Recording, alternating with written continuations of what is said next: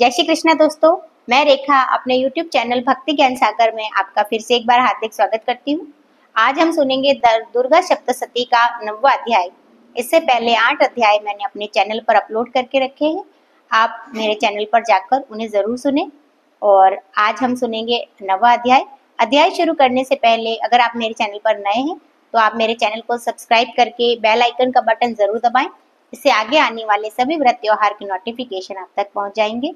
और इसी के साथ आपको अगर मेरा पाठ अच्छा लगे तो आप इसे लाइक और शेयर भी करें।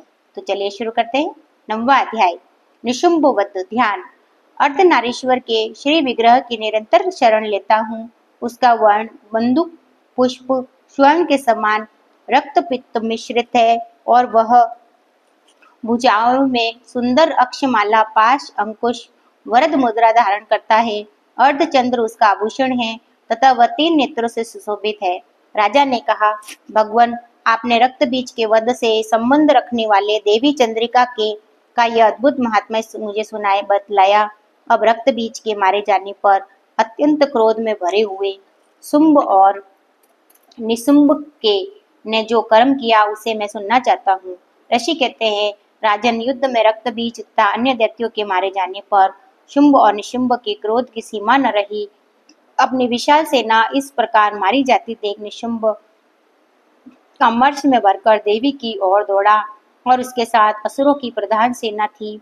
उसके आगे पीछे तथा पार्श्व भाग में बड़े बड़े असुर थे जो क्रोध में ओंठ चबाते हुए देवी को मार डालने के लिए आए। महापराक्रमी शुंभ भी अपनी सेना के साथ मातृगणों से युद्ध करके क्रोधवश चंडिका को मारने के लिए वहां पहुंचा। तब देवी के साथ शुंभ और निशुंभ का घोर संग्राम छिड़ गया। वे दोनों दैत्य मेघों की भांति बाणों की भयंकर वृष्टि कर रहे थे। उन दोनों के चलाए हुए बाणों को चंडिका ने अपने बाणों के समूह से तुरंत काट डाला और सहस्त्र समूहों की वर्षा करके उन दोनों दैत्यपतियों के अंगों में भी चोट पहुंचाई। और निशुंभ ने तीखी तलवार चमकती हुई ढाल लेकर देवी के श्रेष्ठ वाहन सिंह के मस्तक पर प्रहार किया। अपने वाहन को चोट पहुंचने पर देवी ने शुरुप्र नामक बाण से निशुंभ की श्रेष्ठ तलवार तुरंत ही काट डाली और उसकी ढाल को भी, जिससे 8 चांद जुड़े थे, खड़ खड़ कर दिया। ढाल और तलवार के कट जाने पर उस असुर ने शक्ति चलाई, किंतु सामने आने पर देवी ने चक्र से उसके भी 2 टुकड़े कर दिए। अब तो निशुंभ क्रोध से जल उठा। उस दानव ने देवी को मारने के लिए शूल उठाया, किंतु देवी के समीप आने पर उसे भी मुक्के से मारकर चूर्ण कर दिया। तब उसने गदा घुमाकर चंडी के ऊपर चलाई, परंतु वह भी देवी के त्रिशूल से कटकर भस्म हो गई। तदंतर दैत्यराज निशुंभ को फरसा हाथ में लेकर आते देख देवी ने बाण समूह से घायल कर धरती पर सुला दिया और उस भयंकर पराक्रमी भाई निशुंभ के धराशायी हो जाने पर शुंभ को बड़ा क्रोध हुआ। अंबिका का वध करने के लिए वह आगे बढ़ा। रथ पर बैठे बैठे ही उत्तम आयुधों से सुशोभित अपनी बड़ी बड़ी 8 अनुपम भुजाओं से समूचे आकाश को ढककर वह अद्भुत शोभा पाने लगा। उसे आते देख देवी ने शंख बजाया, धनुष की प्रत्यंचा का भी अत्यंत दुस्सह शब्द किया, साथ ही अपने घंटे के शब्द से, जो समस्त दैत्य के सैनिकों का तेज नष्ट करने वाला था, संपूर्ण दिशाओं का व्याप्त कर दिया। तदंतर सिंह ने भी अपनी दहाड़ से, जिसे सुनकर बड़े बड़े गजराजों का महान मद दूर हो जाता था, आकाश पृथ्वी और 10 दिशाओं का गुंजा दिया। फिर काली ने आकाश में उछलकर अपने दोनों हाथों से पृथ्वी पर आघात किया। उससे ऐसा भयंकर शब्द हुआ जिससे पहले के सभी शब्द शांत हो गए। तत्पश्चात शिवदूती ने दैत्यों के लिए अमंगलजनक अट्टहास किया। उन शब्दों को सुनकर समस्त असुर थर्रा उठे, किंतु शुंभ को बड़ा क्रोध हुआ।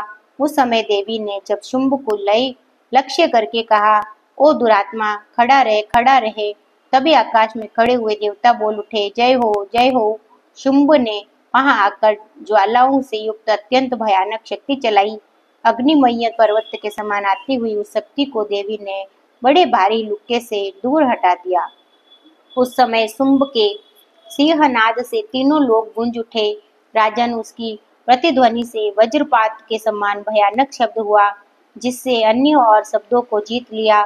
शुंभ के चलाए हुए बाणों के देवी ने और देवी के चलाए हुए बाणों के शुंभ ने अपने भयंकर बाणों द्वारा सैकड़ों और हजारों टुकड़े कर दिए। तब क्रोध में भरी हुई चंडिका ने शुंभ को शूल से मारा और उसके आघात से मूर्छित हो वह पृथ्वी पर गिर पड़ा।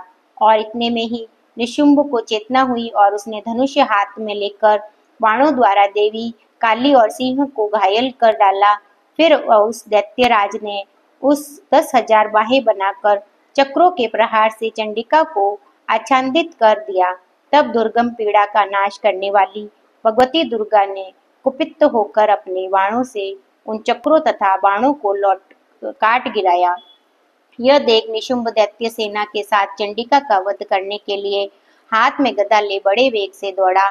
उसके आते ही चंडी ने तीखी धार वाली तलवार से उसकी गदा को शीघ्र ही काट डाला।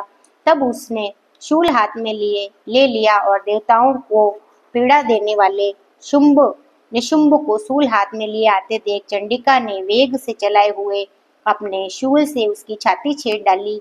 शूल से विदीर्ण हो जाने पर उसकी छाती से एक दूसरा महाबली महापराक्रमी पुरुष खड़ी रह कहता हुआ निकला। उस निकलते हुए पुरुष की बात सुनकर देवी ठहाकर हंस पड़ी। खड़ग से उन्होंने उसका मस्तक काट डाला। फिर तो वह पृथ्वी पर गिर पड़ा। तदंतर सिंह अपनी दाढ़ों से असुरों की गर्दन कुचल कर खाने लगा।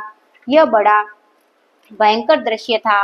और उधर काली शिवदूती ने भी अन्यायास दैत्यों का भक्षण कर आरंभ किया।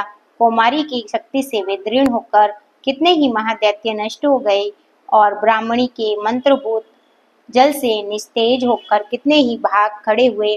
कितने ही दैत्य महेश्वरी के त्रिशूल से और छिन्न भिन्न हो धराशायी हो गए। वाराही के थुथुन्न के आघात से कितनों का पृथ्वी पर कचुम्मर निकल गया। वैष्णवी ने भी अपने चक्र से दानवों को एक टुकड़े टुकड़े कर डाले। ऐन्द्री के हाथ से छूटे हुए वज्र के से भी कितने ही प्राणों से हाथ धो बैठे। कुछ असुर नष्ट हो गए, कुछ महायुद्ध में भाग गए तथा कितने ही काली शिवदूती तथा सिंह के ग्रास बन गए।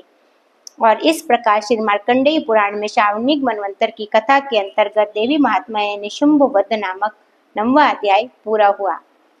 तो यहाँ यह अध्याय पूरा होता है और इसी के साथ हम मिलते हैं अपने दूसरे जो है वीडियो में। इससे पहले कि अगर आपने मेरे चैनल को सब्सक्राइब नहीं किया हो तो आप इसे सब्सक्राइब कर बेल आइकन का बटन जरूर दबा लें ताकि इससे आगे आने वाले सभी वीडियो के नोटिफिकेशन आप तक आ सके। और इसी के साथ अगर आपको मेरा पाठ अच्छा लगे तो आप इसे लाइक और शेयर भी अवश्य करें। जय माता दी।